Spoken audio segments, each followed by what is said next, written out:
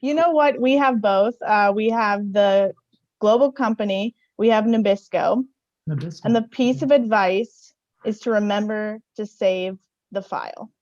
Remember to save the file. Take it away. Oh my goodness. That was a tough flight in, I'll be honest. But I'm really excited to be here. Just really super excited to get, the advice of Robert Lagondon. You are the premier firm, and we're in trouble, I'll be honest. Nabisco's in big trouble. We've lost a lot of files. We did not save any files from the last, I've been reading the news. Yeah, it's all over. You saw, it's in the news, it's all over. And I'm on the hook. I'm the CTO, and apparently it was my job to have a file saving mechanism in place, and I didn't put it there. What was I thinking? Don't be too hard on yourself. Okay, first of all. Okay. And second of all, it's Robert, too late for that. It's too late for that. I went back to church. That's how bad it is. I went back to the Catholic Church. I mean, we all turn to faith, right? That's one point or another. In fact, that's actually one of the policies of Robert Lagondon. He's a very pious man. I heard that. He likes all of his clients to be religious. It doesn't matter what religion, as long as you're very hardcore. Very hardcore. Okay, I'm gonna write that down. Hardcore. I've been going back to church. I'll be honest, I don't believe a lot of it. I'm not wholeheartedly in it, but I'm there. I'm physically there, which I think is how a lot of people go to church. Yeah. If I'm not mistaken. Yeah, absolutely. I mean, when we say hardcore, that is just kind of a colloquial term. That means outwardly showing an intensity, but inwardly not really all there. Okay. Yeah. So that I think we're talking about exactly the same thing. Oh, thank God. I mean, thank whoever is controlling this whole clusterfuck of a world. Honestly, it's to be the CTO of a multinational corporation and to not have saved a goddamn file in the last 12 years. I mean, it's embarrassing. It is embarrassing, and it's been embarrassing to watch. But I do have to say, Nabisco, I mean, the product does not suffer. You've got your Oreos, you've got your other tasty treats. Ritz crackers are my personal favorite. Right? No, and it's because we have good people, and it's all up here. Do you know the recipe for Ritz? Only one guy knows it, and it's memorized. Yeah, and you can't let that get out. You can't have other people making Ritz. You can't have Nestle all of a sudden making Ritz. You can't have General Mills all of a sudden making General Mills. Can you imagine? What would a General Mills Ritz taste like? Between you and me, we had them as a client, and Robert, he cut it off. He cut it off because he was like, they were just too needy. They were too needy. Okay. See, I knew this. I was telling our CEO, I said, you know who we shouldn't be looking out for? General Mills. Cross them off the list. They're not a competitor. Exactly. And he told me, he said, maybe deal with saving the files first, Kate. Okay. Of course. Yeah. That's why I'm here. That's why he flew me out, and it was a long flight and not 2 flights, because you cannot get a direct from Phoenix to DC. You can't. You can't. I've tried. Why? But I'm here, and I just even seeing your face makes me just provides the relief I've been looking for. I know I'm in good hands with Robert Lagondon. Of course. I'm hoping, Tell me what to do. Tell me what to do. First, let me tell you a little bit about myself, okay? Okay, My name is Peter Ligori. any relation. That's so similar. Yes, we are. Mr. Lagondon and I are cousins. Okay, Peter Lagori. Lagondon are from the same part of Wales. Wales. Yes, we're Welsh. Welsh, And, okay. And so that's why it's Lagori with a Y. Is that specific to Welsh names? Yeah, it Okay. is. I didn't know. The Welsh alphabet is it's absolute poetry. If you ever get a chance to look at an alphabet book. I did a bike tour of the Welshish Highlands, the Welsh Highlands. I wasn't there by choice. It was an ex-boyfriend. He wanted to do a bike tour, and so I went. But gorgeous. You went on a bike tour with your ex-boyfriend? Well, he was current boyfriend at the time. It was an ex, but now an ex. Oh, okay. This was, in my 20s. I would have followed him to the ends of the earth. And he said, let's go on a Welsh Highlands bike tour. And I said, why not? That was pre-Nabisco. I was working at, I was at Enron in those days. Oh, Enron. Oh. Yeah. Yeah. I've had a few ups and downs in my career. They lost a few files. Well, I was in charge of the files there as well. Oh. Let's just say. Let's just say I was in charge of the files at another company and they were also lost. What would you do? Well, what we would do, step one, we already talked about the religion. So get religion. Okay. I've got it. I'm going to note this down in my notebook. I did bring that. I brought a notebook. Yeah. Good. Thank you. Now back, Lagondon, the Lagondon company, the Lagondon name extends way back into the past. We've helped out all kinds of organizations and companies with file storage. The Pentagon, they lost a bunch of papers once. I remember. Yeah, we got them. We got those back. You did. Yes, that's right. And that's why we came to you. You're the best. I want to circle back to something, Peter Lagori. Yeah. All we learned about was your name. I don't know anything else about you. Robert Lagondon sent you to help Nabisco. Tell me how. Well, he knows that I am a champion of hard copy file storage, and that is actually the solution that we have in mind for you, is to print out literally everything. Okay, hold on. So we're going back into the paper world. Yeah. Okay, because that's not what I was. I went to business school, and they said everything's digital, paperless. Right. And we did a whole campaign at Nabisco. If you recall, it was Nabisco. We hate paper. We took paper out of our products. They're all wrapped in plastic now. You see, you got to go back. We have a proprietary brand of paper. It's called perma paper. It's basically plastic. It lasts for 1,000 years. Oh my God. So if you print something on it, you will be able to store it indefinitely. So it will incur a massive amount of plastic for you, as I imagine, being a large company, you have lots of documents, lots of memos. We're also recommending this for email. Oh God, print it out. Yes. Oh wow. Oh, I'm just in my head. I'm seeing the file drawers, and I'm seeing the, football fields really of storage space. I'm going to have to talk to Jim about this. He's in charge of storage. He's going to shit a brick.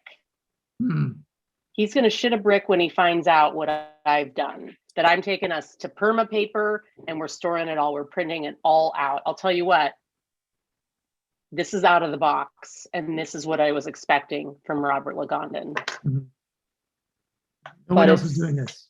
No one else. It sounds very unpopular. Honestly, I don't know how I'm going to I'll have to talk to Carol in marketing, and she's gonna shit a brick too, because she's the one who's gonna have to spin this. We're printing on plastic paper that lasts for 1,000 years. Well, you know, I don't think this is going to be as hard for you, because Mr. Lagondon and myself personally, we have a relationship with Geraldine Nabisco. You know Geraldine? Yes. Why didn't you say that in the first place? I mean, take this right to the, what the hell am I doing here? Taking 2 flights from Phoenix? Geraldine, she can sign off on anything. Well, she specifically said, you need to talk to Cheryl. Oh, okay. Because Geraldine, I mean, she does have the final say, right? But she's hands off. I mean, you know that. She's very hands off, and so hands off. You know, she took a 2-year sabbatical once to the Galapagos. Really? She didn't tell anyone. She runs the company. Okay, it's her name on the Ritz. It's her name on the Oreos. She left for 2 years. 2 years? Yeah. Well, we didn't know where she was. We all have to go on our trips sometimes. Maybe we're following a lover to Wales, or we're loving ourselves in the Galapagos. So what was the last trip you took? The last trip that I took, I went to the point outside the southernmost point of India. Took you a while to remember that. I know. I was trying to figure out if it was India or if it was Sri Lanka, which is just close by. And I went there right now. Yes. I went there right before. I see. And then, so the last place that I went to was the very tip. Southern. I saw. You look at it on a map. It's like this, right? It is like it that. does come to a point. It's and a point. It's pointy. I saw it. I said, I want to go to here. I want to go here, and I want to look out, and I want to see two to three. It's got to be 2 to 3, minimum 2, as many as 3 bodies of water at the same time, because when you see multiple bodies of water, there is this is part of a religion that I follow. What is that? What is that religion? Hydrology. Okay. Yeah, it's pretty serious. Is it related to the study of water? It is related to. It is, yeah. Water, basically, water is a life-giving God. And the more bodies of water that you can get yourself closer to or see within one field of view. Yeah. So that's why I always go to the tip. I go to the tip everywhere. You go to the tip. Manhattan, tip of India. Okay. Yep. Pittsburgh is a big confluence. Yeah. Do you say when you're going on a trip, I'm going to just the tip? I do say that sometimes. Yeah. I mean, you can't pass up it's gauche to say that, but I had to say it. Well, I mean, the Lagondon company is very into making those. You guys have a reputation. You have a reputation. It precedes you, and it succeeds you, and it obsedes you. If I can say that. You could say that. You could. And that is something that we strive for. So we hope we will, Well, you've delivered so far. I came here expecting, the moon, and you gave me perma paper. And if you know Geraldine Nabisco and she's gonna sign off on this, then great. I can pack up my iPad and get back on that, Southwest shuttle back to Cleveland and then Phoenix, and I feel satisfied. Well, that's wonderful. And you know what? We'll send you a direct train. Sorry, Robert Lagondon does not fly, but he will get you a train directly to Phoenix. Wow. Okay. I'm not sure I want it because it sounds like that's going to take several days. But how exotic. You know, if I could follow an ex-lover to the Welsh Highlands, why not take a train from Washington, D.C. to Phoenix? It sounds romantic. Yeah. I got more than I bargained for here, Peter. Liguri. You. Thank you. Of course, Joe. I mean, it's been a pleasure. And I hope this continues. well, and the into, check's in the very quickly. mail. Sorry? What was that? We are just talking at the same I time. just But okay. that train is coming for you, and it's free. It's free. Mhm. Do I pick it up outside or do I have to go to the train station? You do have to go to the train station. Okay, Yeah. well, I gotta go then. I guess I gotta get a train. It's been great. Can I take the bottled water with me?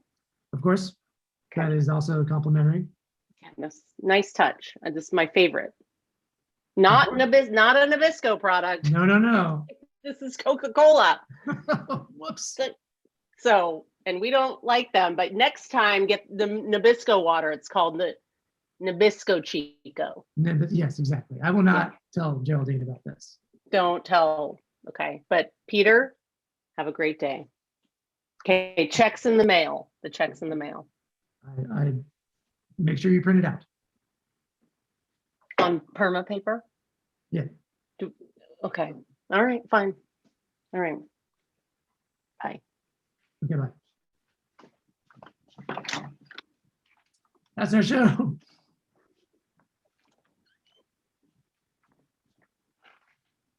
Oh, yeah.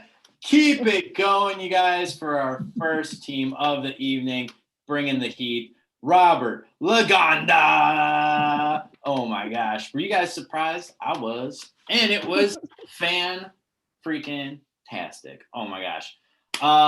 So before our next group performs, which I'm also super stoked about, we wanted to remind you that although this show is free, we would love it if you could go to witdc.org and donate any amount you're able to.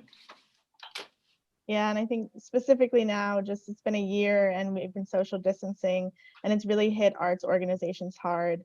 And Washington Improv Theater has been doing what they do best, which is improvising. They're still offering virtual shows like this one. They're doing workshops, classes, all type of stuff. So go to www.witdc.org to learn more about that. But with that said, we want to introduce the next team. So please welcome to the Zoom stage, White Privilege, Black Power. Yeah! Woo! Yeah. Excellent. All right. Hello, everyone out there watching. We are White Privilege, Black Power. I'm Eva Lewis. That is Greg Tyndale. excellent.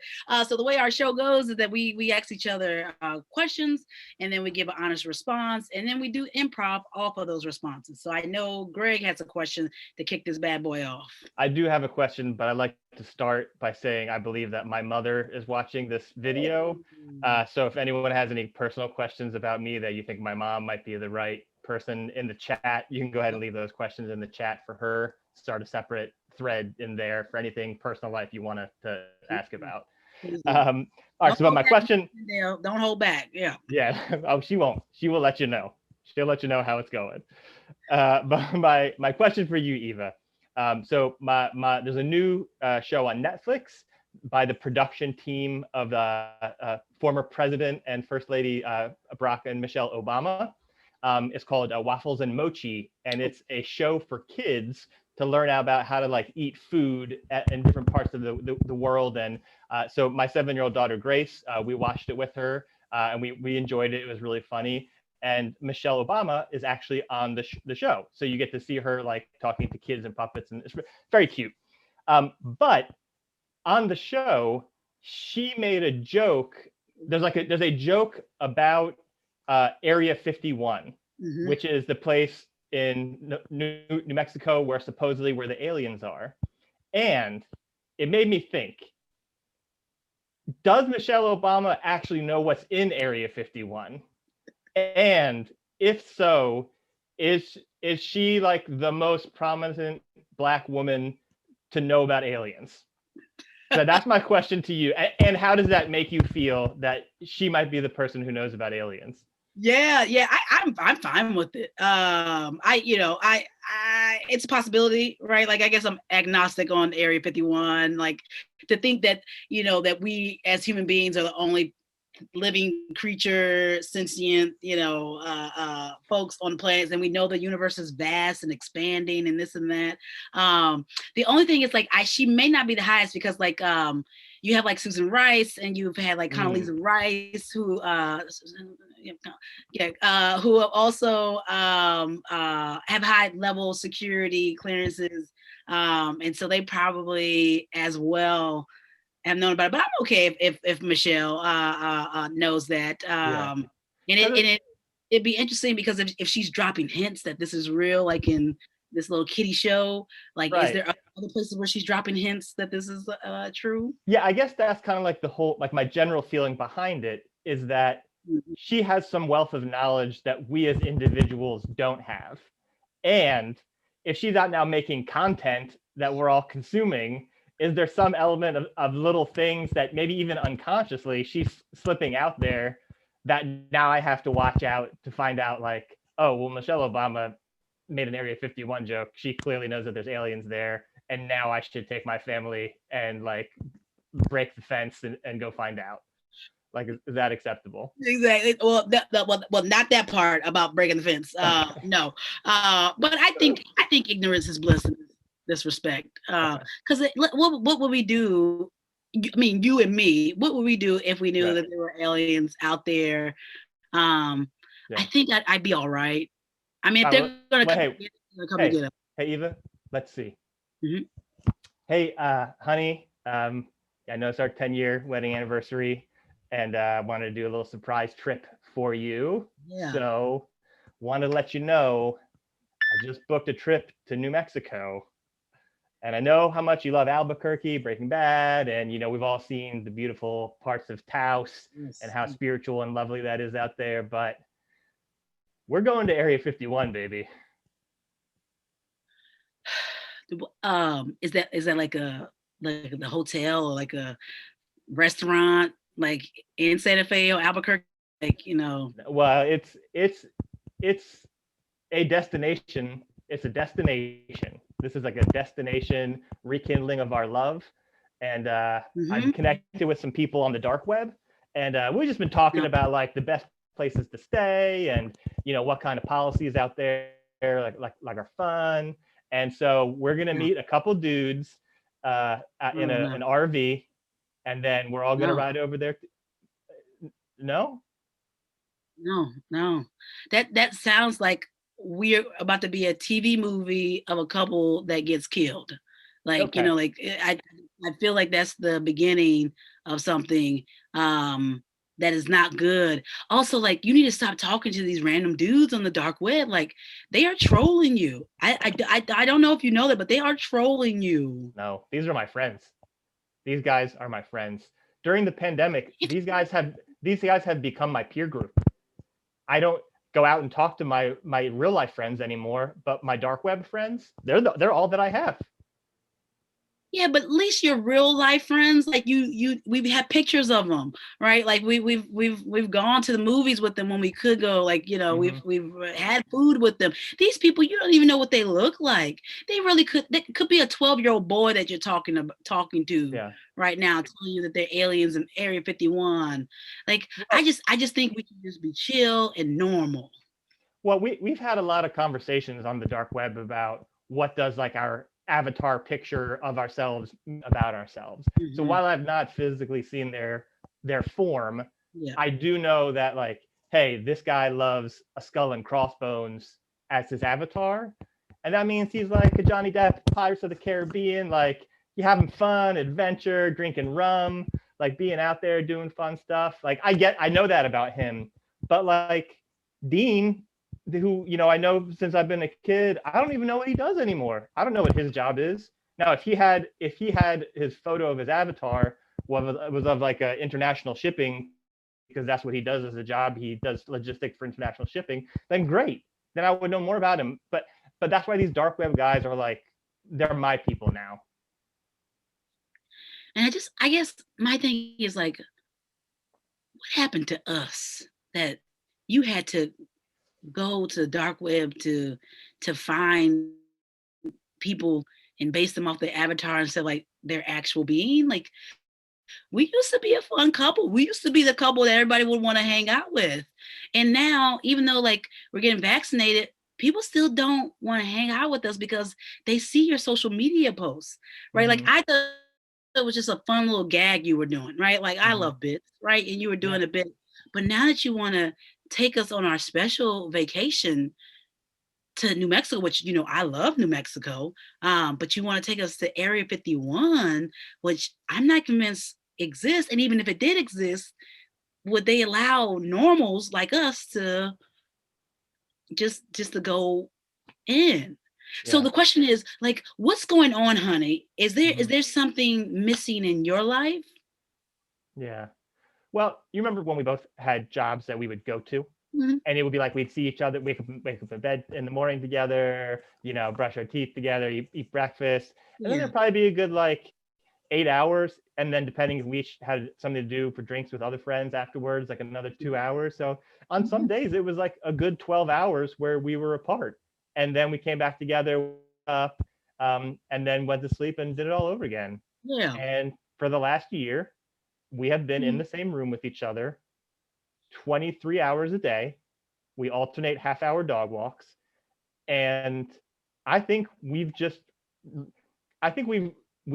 fit in probably an extra 20 years of a marriage in the last year by the amount of time we've physically been in the room together. That is true. Yeah. That is true. So I guess what I'm saying is that our relationship needs let's go crazy. That's what you're saying. Yeah, our relationship needs to evolve. Like, we need to find out if aliens are real. We need to, like, I know a couple of things that you're real passionate about, but is there something you're not sharing with me that you're real passionate about that you've been getting into over the last year? I mean, I don't know why I was hiding it from you, but I like knitting. Huh.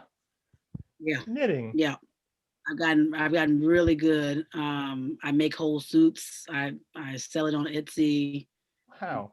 And I don't know why I'm ashamed of that, but like, nothing to be ashamed of. I know, but I'm like super good.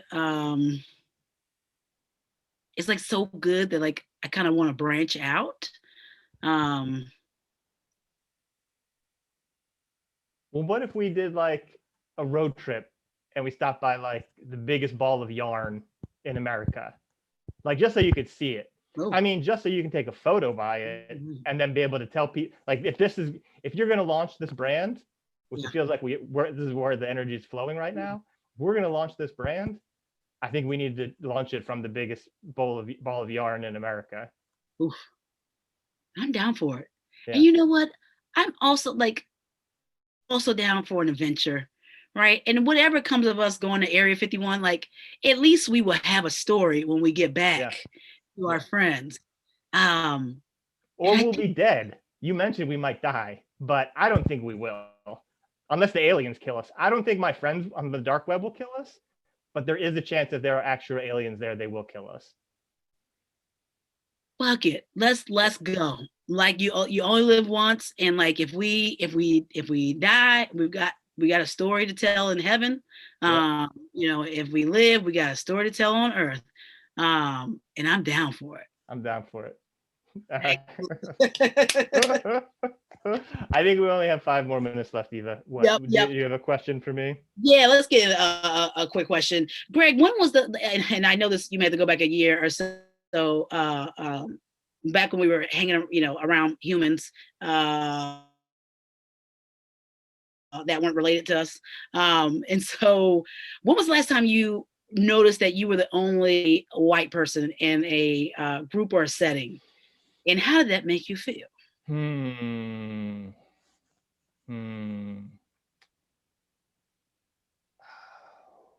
Well, it's certainly happened in professional settings before. Like if I have clients who are not white, and that to me isn't that big of a deal. But I Yeah. do think that there's also like a power dynamic there too, Yeah. where it's like it's not like an even power dynamic. But I want to say that I can't remember a time in like, you know, in the recent past, you know, maybe going back to like high school, where I went to a place and I thought, oh, I'm uncomfortable being here because I stand out different from everyone. Mhm. So yeah, but I mean, I'm sure I've been in you know, like an Ethiopian restaurant or something like that, and been the only white person. But it has been a very long time since that has been the case. All right, cool. Hey, Greg. Before we go to this party, I just gotta brace you for something. I know, like, I know this is a love of yours, but the people who we're about to interact with, they don't find it fun and interesting. It's your fascination with Star Wars, right? Like, know that the people we're hanging out with are of a certain sophistication level, and I would even say maturity. And I know I'm judging you a little bit on that, but I just want to brace yourself for what you're about to encounter.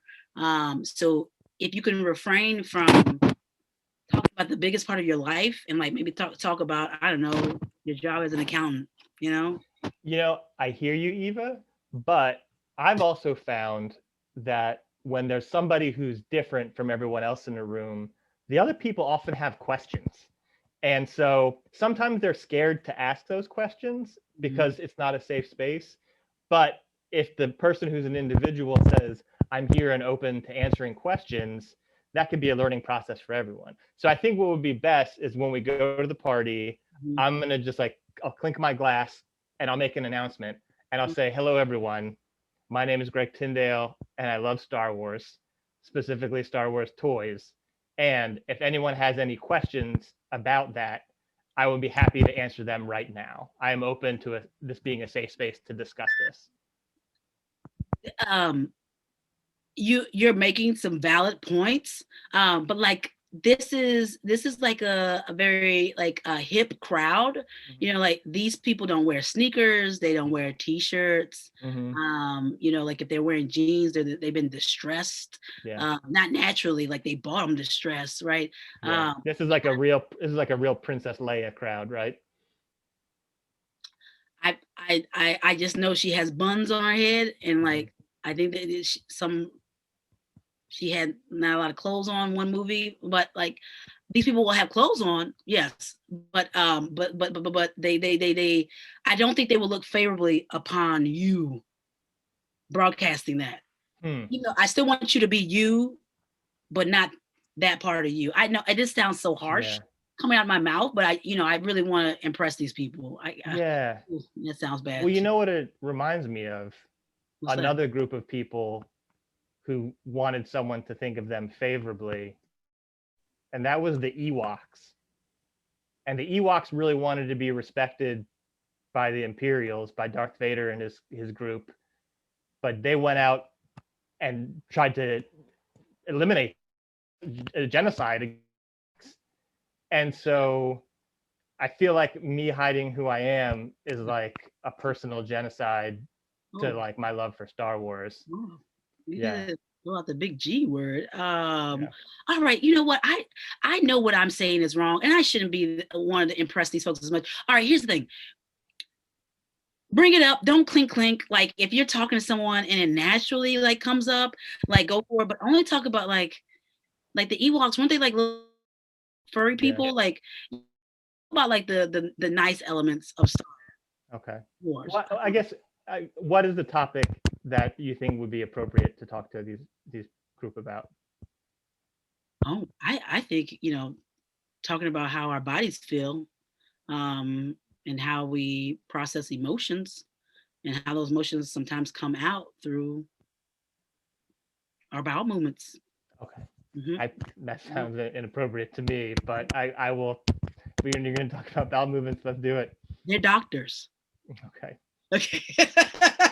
And that is our show. Thank you so much, everyone. Oh yeah, keep it going for white privilege, black power. Oh my gosh, so excited to have them on the show. We were trying to get them on for a while. I'm so pumped that they were here tonight, and they crushed it per usual. Oh my gosh, you guys. Let's see. I'm getting here. Okay, let's see. Okay, so we have one last performance of the evening. Hope you guys are stoked. It's us. It's best party ever. Secret revealed. We revealed it at the top, but I always act like it's a big secret. I just love secrets, you guys. And all we're gonna need, it's gonna sound like a very small thing, but it's actually kind of a little bit. You can get a little verby or wordy with this suggestion.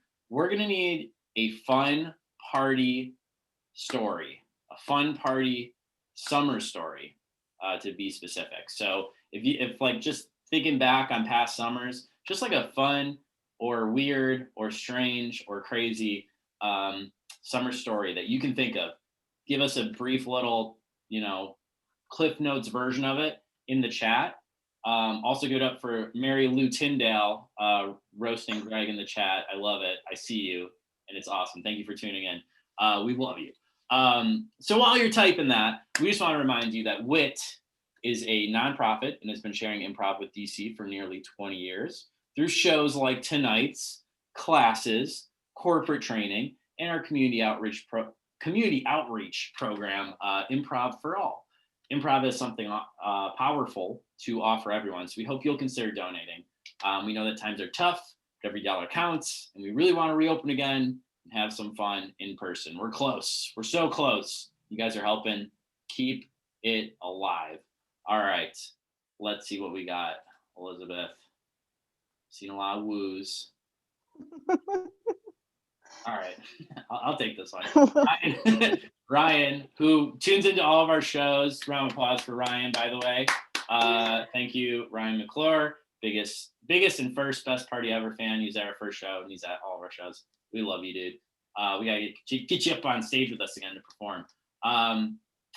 Hopefully in the future. His story that he is saying for us is one time he met a really nice dog at a lake. I think that's a great story. Who doesn't love lakes and dogs? Come on now. They're both great. So that being said, we're going to do our set as best party ever, Seth and Elizabeth and I. And the way that this works is normally we go up and vamp off of the story, but since we're limited on time, we don't want to take up too much of your time. We just want to laugh and be goofy. We're going to do one, maybe two scenes. If we go to another scene, we cheers each other like such. I'm drinking a White Claw watermelon. Please sponsor me. And then that's a new scene. That's how we edit scenes. Feel free to cheers along at home with whatever beverage you are enjoying. All right. That being said, with Ryan's beautiful suggestion, let's start our set as best party ever.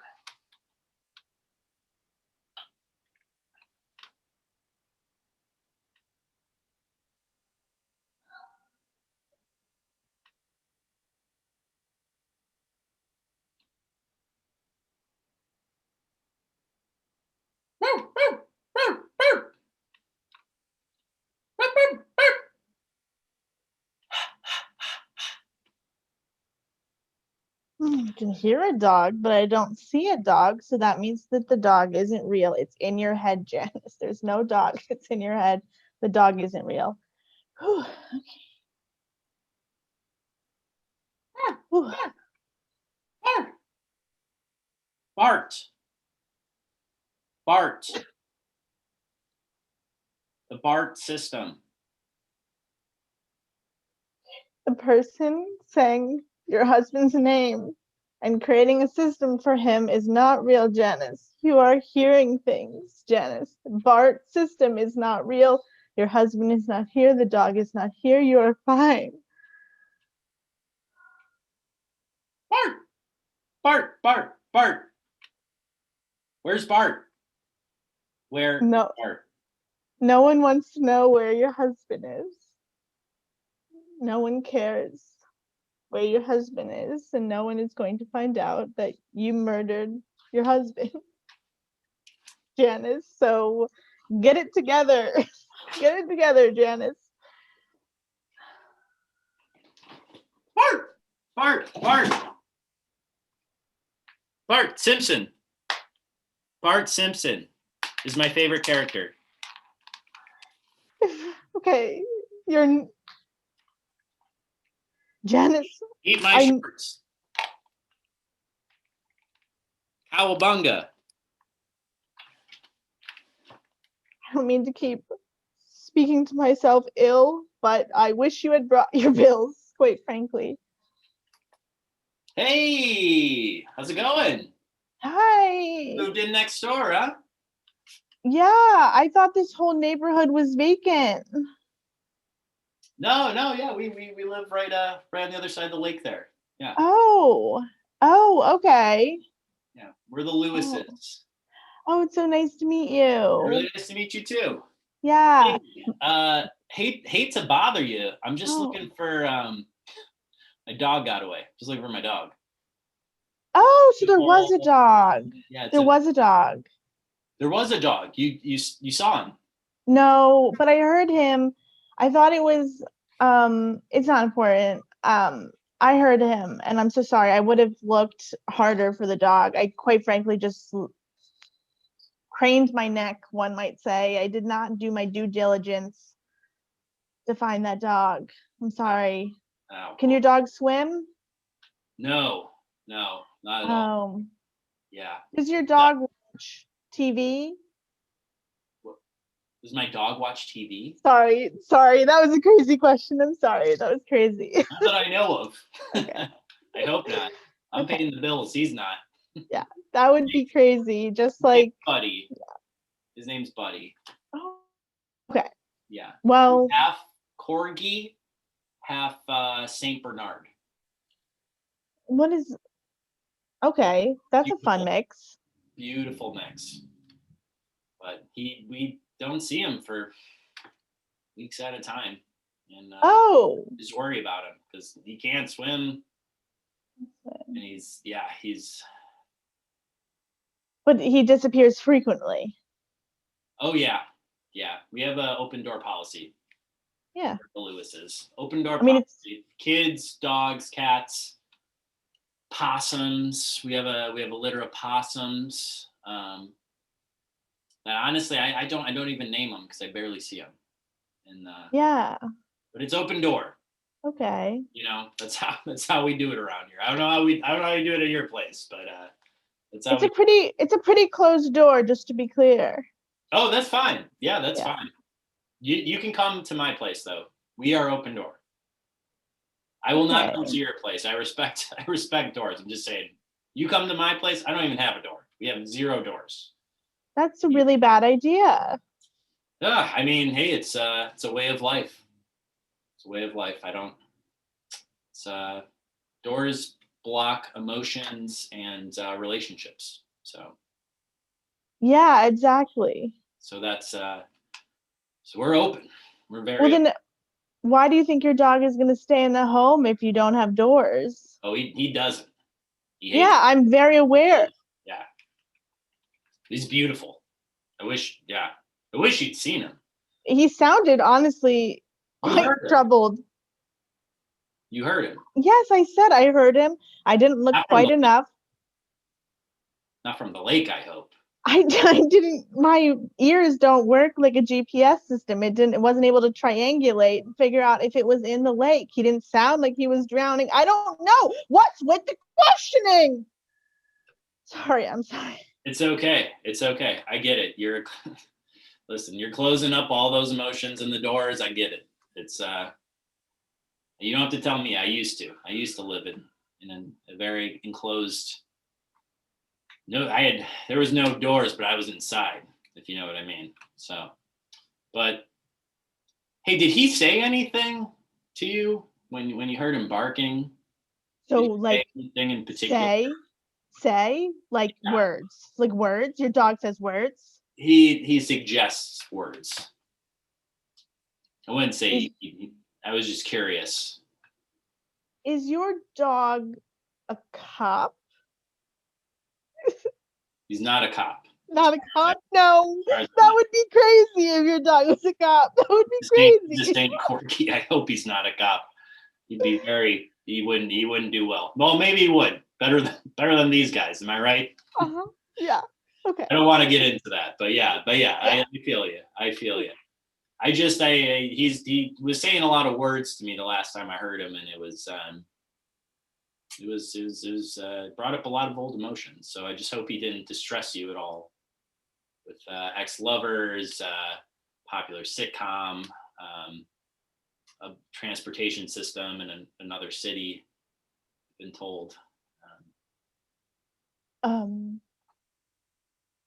You know what? I'm gonna pop over to the lake, just make sure that he's not suffering or struggling to get out.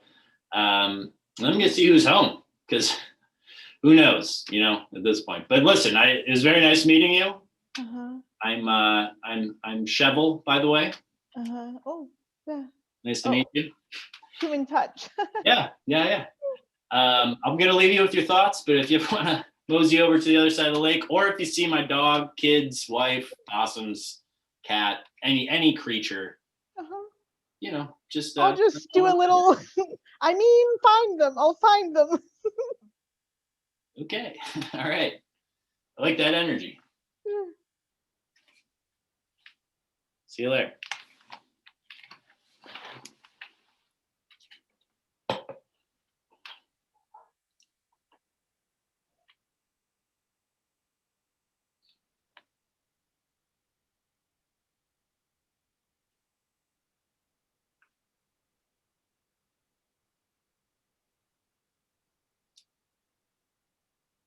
Ding dong.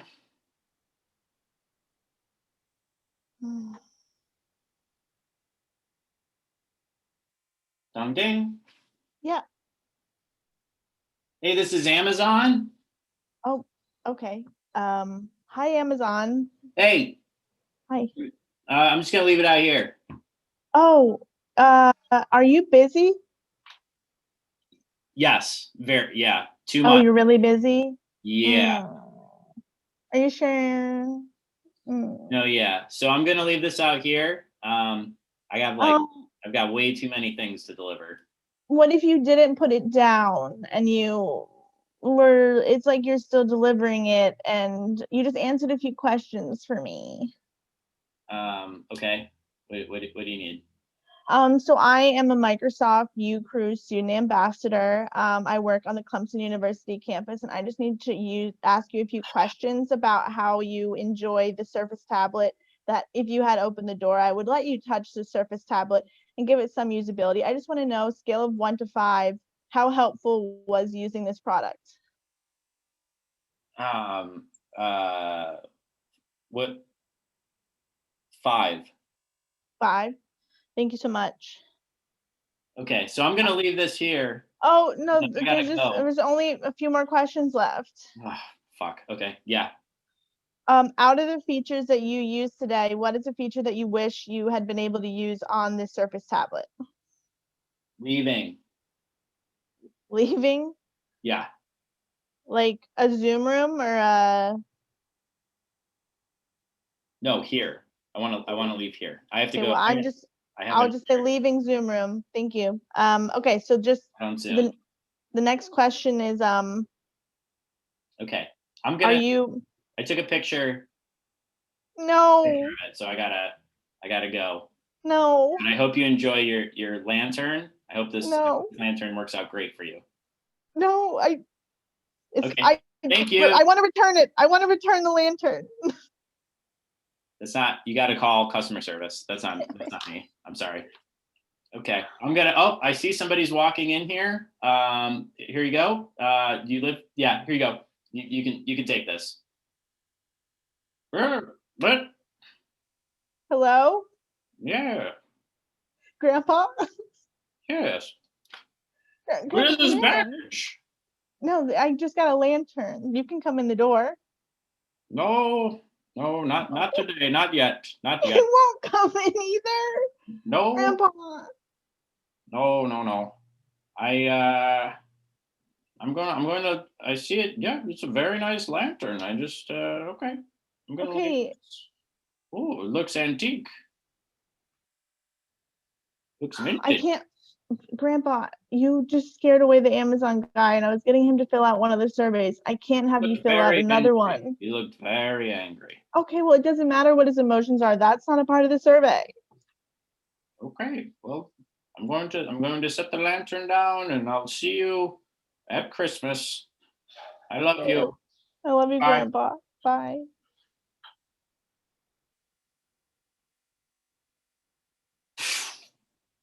You have rubbed the lantern. Hello? You have I'm looking into the ring. You have rubbed the lantern. Oh my God, thank you so much, Lantern. If I could just ask you a few questions I am about the the genie. self-service. I am the great lantern genie. That makes more sense. Why would a lantern come out of a lantern? That's crazy. I wish I had a lantern to get me the hell out of there. And that's our show. Centuries. A little bottled up. Okay, what wish? You get 3 wishes. 3. And that's our show. Yeah! Wow, man! If only we had known. We have to do an in-person show to find out. Okay. Cliffhanger. Find out my 3 Always wishes. get them wanting more. Always want them. Whatever. You know what the expression is. Expression. I can't talk. I'm so excited. Okay. Thank you guys so much for tuning into the show. We're going to do this fun little portion of the show we like to call the kickback, where we hang out with the other 2 teams and we just jam for a little bit. So can we get all the other performers who did sets tonight up on screen with your mics on? We're going to do a little quick kickback. Yeah. What's up? Kate, Patrick, Eva, Greg. Yes. Awesome. Round of applause for everybody who performed tonight. Oh my gosh. Thank you so much. I loved it. So much fun. We're keeping improv alive in one way or another. And it's goofy and so much fun. So just to start the kickback, let's just do, we do this every show, but it's always fascinating and interesting, at least for me, to know how did you guys start your duo, and how did you guys meet, and then how did you guys start your duo? So I'll start with our first team tonight, Robert Lagondon. If you guys can talk about how you guys first met and then how you started your duo. Okay, first of all, it's Robert Lagondon. Is it Lagondon? Oh, it's just. There's an N at the end, Seth. Oh, man. Okay, sorry. My bad. Robert Lagondon is an entirely different improv duo. Yeah. It's a competitor. I'll see them in 2 weeks. How did we meet, Patrick? I took your class. I think that was the first time that I met you. Oh, Yeah. I didn't remember that. I know that I coached you on Madeline, and that's where the name of Robert Lagondon came from. It was a scene, and I don't remember what was happening in the scene, but Patrick recalled that it was John Carroll who named himself, I think, Robert Lagondon. Is that right? It was something, yeah, he was like, you'll have to talk to my attorney, Robert Lagondon, or I'm high-powered attorney, Robert Lagondon. And like the name was so real. Yeah. That it just like, it's tickled us ever since we heard it. Like, yeah. I feel like you guys brought it back in multiple scenes and shows, like for like years after that. Yeah, it came like a meme, I guess. Yeah. But yeah. A team meme. Team meme. But that, yeah, so we met in a class, and then Madeline, and then we became a duo 48 hours ago. So, it's been a wild ride.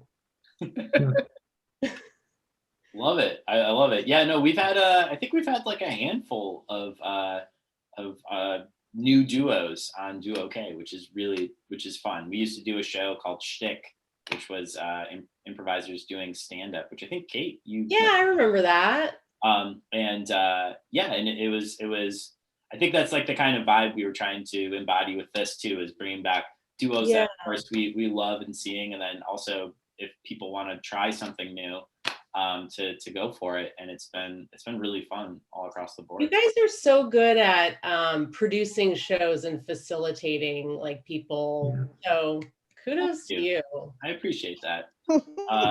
Luckily, it's a very nice combined. I don't know where Elizabeth is in relationship to me, what you're saying, but Elizabeth and I, we bonded on that right away, and I think that's what helped us start doing stuff together, duos together, and then eventually producing shows and all that stuff. So Yeah. find your people for sure within the comedy scene, and you can do some crazy fun stuff. With that, let me turn over to our other awesome team tonight, White Privilege, Black Power. So pumped to have you guys. How did you guys first meet and start your duo? Oh, yeah, Greg, you go first. Well, I remember because I did the improv in DC from like 2006 to 2012. And then I left DC to go to LA for about a year. And then when I came back to DC, I asked Mark Chalfant, I was like, who is good at improv that I don't know? Like, who is either here that's new or I just haven't seen them perform that's good. And Eva Lewis was one of the names that she had arrived back in DC while I was out of town. And then subsequently from there, I think the first time we performed together was on the Die Die Die improvised horror slasher show. And then we did POTUS Among Us together that year. And then the Bad Boys Club, I forgot that one. Oh yeah, the Bad Dudes Club. Bad Dudes, yeah. The Bad Dudes Club was a group that performed a couple of times around town.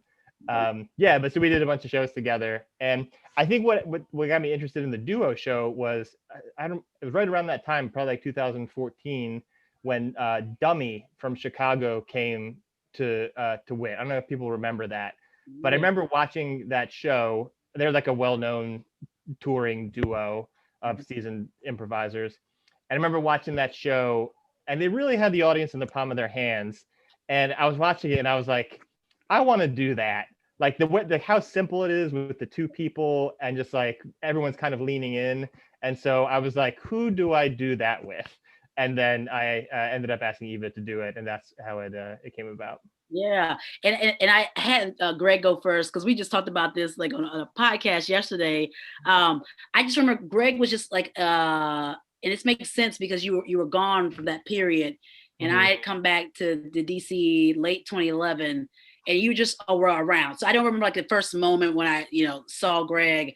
I just knew he definitely was around, and I considered him a part of like the first wave of WIT improvisers. Like I consider Kate like in that first wave of improvisers. So these were like the veterans. Like when you're coming up, you're looking at these people who are like, oh, well, look at that move they made, right? That sort of thing. And then when Greg, asked about doing the duo, I was like, oh, this is a one and done thing. Well, we'll see what happens to Robert Lagondon. Thank you for pronouncing it correct. Thank you. Yes. If I'm right there, I would have been like, But I can't wait till you get a cease and desist from John Carroll's lawyer, Robert Lagondon. Yeah, that was true to life. He wasn't lying. Yeah, right. I feel like we'll have made it when we get that letter. Right. Oh man. Yeah, I will say for you guys, team Greg and Eva, like early on, I feel like right when you guys were starting to really get rolling and start doing a lot of shows was kind of when I had really joined the scene in DC. So I remember you guys just being a staple from there on, and then especially when there was I think it was like the Rise Up series that WIT did, especially seeing those shows. Like during when there was like they're starting to like protest a lot, and there was a lot of just craziness going on. Like your show is like so like perfect to be in the middle of all that, because it was just like you guys and you guys normally I'm guessing you guys started as a duo, but like, and obviously you still perform and do a lot of stuff as a duo, but you always kind of every once in a while will add like another person to the mix to show like another point of view, which I thought was awesome and like really cool. The show is like ridiculous. Like it is really funny, and you guys are both hilarious. You make it really fun. But you ask like really real questions, and like questions that I think sometimes that people are afraid to ask each other. And I think that you guys are awesome in that, like, you're always down for whatever the other person asks, and you always give real answers back. So it just like really like breaks that barrier, which I thought was awesome, and I always look up to. So you guys are killing it, and I'm so excited to see what's going to happen next. I know you have like a bunch of things going on. So anybody at home that like, if this is your first experience with them, like, see everything else that they're doing, please follow them, because they have a lot of really cool stuff in the works. I like how you said anybody at home, and like literally it's my mom watching, like, from my home I grew up. Like, anybody at home, Especially, if you haven't seen Greg Tyndall before, Anybody, you gave birth to him. Also, it's like everybody at home. Yeah. Anybody not at home? Where the hell are you watching Go this? home. There's one person sitting in the Source black box streaming this right now. Thank you for the dedication, that person. Thank you. Yeah. If anyone's watching this on like a tablet in a coffee shop or something, I'm like super impressed. Yeah. That's right. Respect. Elizabeth, do you have any questions you want to throw out there, or if anyone else has any other questions that you want to throw into the mix? Oh, that's such a good. I should have thought more on it. Honestly, I've spent this entire time kind of just fangirling, and I think like I just want to like re-emphasize like these 4 people are some of like the smartest, funniest improvisers, and I definitely was one of those people that like came up watching you guys and like learning, and like there's not like one thing that I didn't take from each of you, like the way that you improvise. So like I guess my question leading into that would be like, what is a piece of advice that you would give a newer improviser that's going to be coming out of the pandemic, like ready to go? Like, what would you say to them? That's good. Yeah, I'll start. I would say, I'm lately I've been like getting into mindset, and like there's a book I'm reading by Dr. Susan DUOKAY called Mindset, and I'm forgetting the subtitles, but basically comes down to a thesis of that there's a fixed mindset and a growth mindset. And I think for anyone who is doing improv, I think you probably lend yourself to being in a growth mindset. All that being said is that you have to be comfortable with being uncomfortable.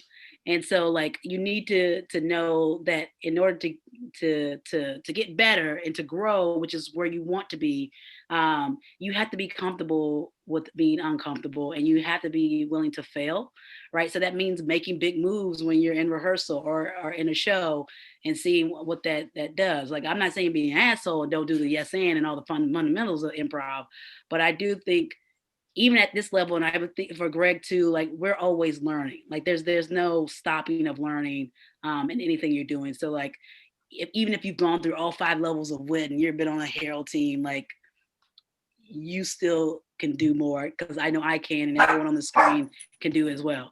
And that's why my sister's dog is also agreeing with as well. Yeah, I feel like when we have these classes programmed and there's levels and stuff like that, you teach people like the basics and you kind of coach them through the motions. But I think that you can take people who have no experience and then just give them the basics and let them run and just be themselves. And that is as good. And funny enough, I did I dropped into an improv workshop a couple of times that's run by somebody out here in LA. And there was an actor in it who'd never done improv before, but he was around other people who did it, and he just like got it. So I think there are ways to just like kind of be yourself. Don't overthink it. Don't try and go crazy. And that's part of finding your voice, because I remember once like it's like, oh, maybe you starting out and you're like, oh, maybe I do characters, and then you do characters in your show and you're like, oh, that sucked. I'm not gonna do that again. But so I just say, don't be afraid to be yourself, and that's enough. 100%. Patrick or Kate, what do you guys think? The thing that's occurring to me is like really good improvisers are fascinated by the world, and constantly curious. So because you're drawing from what you know. And so Elizabeth, you said like for improvisers coming out of the pandemic, 2 things I think are like, whoa, what a weird time to be doing improv. Like what have our worlds looked like? They've shrunk in some ways, but then gotten more specific in others. And that's another thing I would say is, specificity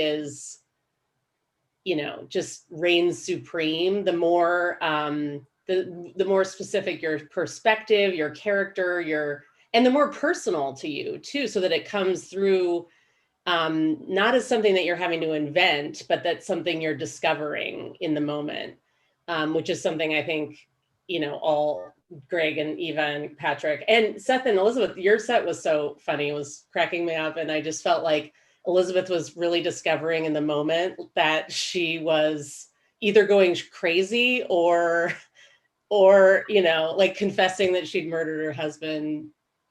I don't know. And then Seth just felt like he really was the neighbor who was like, we got an open door policy.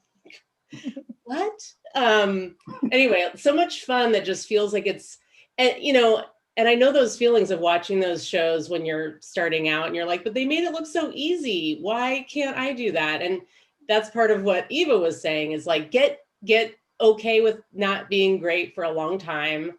One of my improv heroes, Jason Mantzoukas, said on a podcast once that like, he just spent the first 10 years shitty improv in bars. And, if you're okay with that, then you'll do great things eventually. But then the second thing I was thinking of, people coming out of the pandemic, is like, get ready to learn how to use your legs, I guess, and your whole body. Because there's a lot that we haven't been doing with improv this past year. So I'm gonna do a lot of like face acting. But yeah, you can, you're going to get into some more body moves and, it's going to get wild. So have fun. Love it. Patrick? I think one thing that helped me is to remember to empower yourself. And that helped me, like that, thinking that way helped me get over a lot of the self-criticism that prevents ideas and words and stuff from getting out.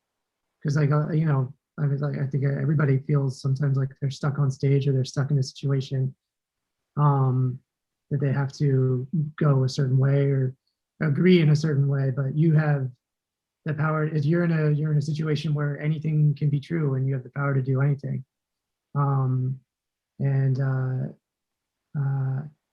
To remember that, especially when the lights are on and there's people looking at you, it can be hard. But that's something that, like, repeating to myself, like there's no situation where you're stuck. You can get out of anything, or you can make any move to flip it at any time. So no need to judge the things that are coming up in your mind to go that way, because when you say it or when you make that choice, everybody else is going to support you. So 100%. I love that. Yeah, I remember interviewing Kate on my podcast actually, and you saying to me like, you can always keep learning, which is something that Eva said that it's there. And it can be like a hot topic sometimes in the improv community, because there's people who've been doing it for a very long time that feel like they're set in their ways. But I'm of the belief, I agree with you guys, that you can always be learning more. You can always be learning some new skill or something, or just, trying something that scares you or going to something unknown. And this sounds like you're taking a dig at me because you don't think that I'm growing enough. Is this like? This is not a dig. This is not a dig. Not at all. We don't want to point fingers. I'm putting myself out there. I'm still trying to learn. I've been doing this for a while, but Greg, take it in. Okay. Greg, Feedback heard. Feedback heard, and we need it. to hear from Greg's mom. Do you feel like Greg is growing? In the chat. Yeah, that's something. But I will say, in seriousness, like that's something that I took to heart and I really appreciate. And it's cool to see people who have been doing it for so long, who I think are amazing, incredible improvisers, say like, you can always learn more. So I think that's something that is inspiring for someone who's a new person in the scene, who's like, this is overwhelming. This is intense. This is crazy. It's like, don't worry, everybody started at that same place and got better as time, and always support each other 100%. I love that you finished with that, Patrick, because That's something that once you get out there and you realize, oh, I can be funny, I'm confident in myself, there's like this whole other chapter you can unlock of being like, okay, now I'm going to make other people look awesome. And like, that is like a whole other fun world to explore. Yeah. Can I tell a quick story? How much time do we have? 100%. Yeah, go for it, man. So I, like I mentioned, I hadn't done like just like regular random improv for a long time.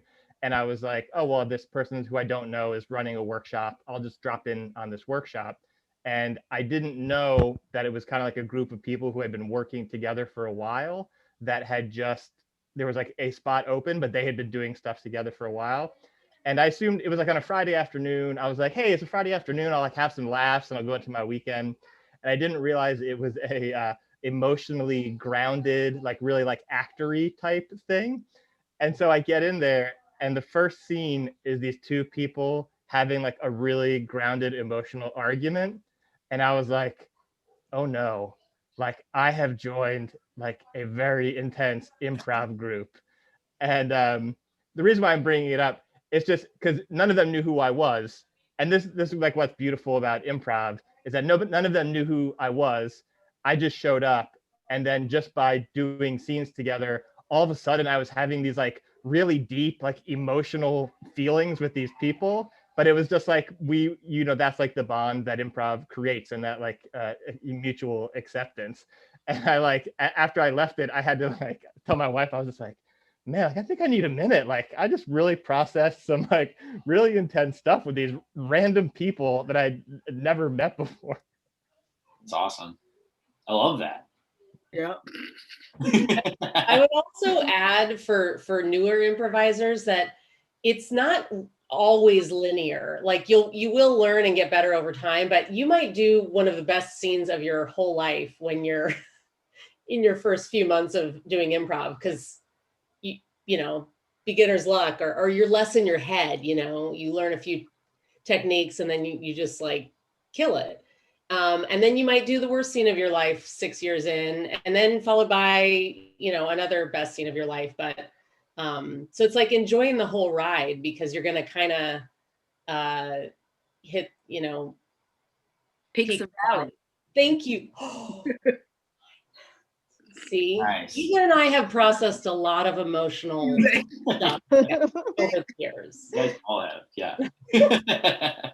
Oh my God, I love it. I love it. That's the best way to describe improv and life itself. Am I right? Oh my gosh, that's a pretty good wrap up. You guys, thank you so much for coming out and jamming with us afterwards and performing. It's awesome seeing you. I'm so glad that you guys are doing well. I'm excited to see you guys in the future in some way or another. And thank you guys at home for tuning in. Please donate to witdc.org.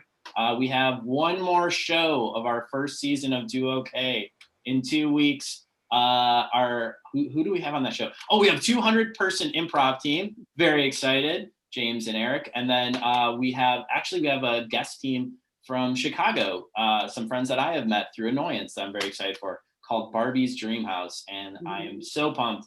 They're very goofy, wild people. So tune in 2 weeks, same time, same place. We're gonna do it a half hour earlier. Thank you.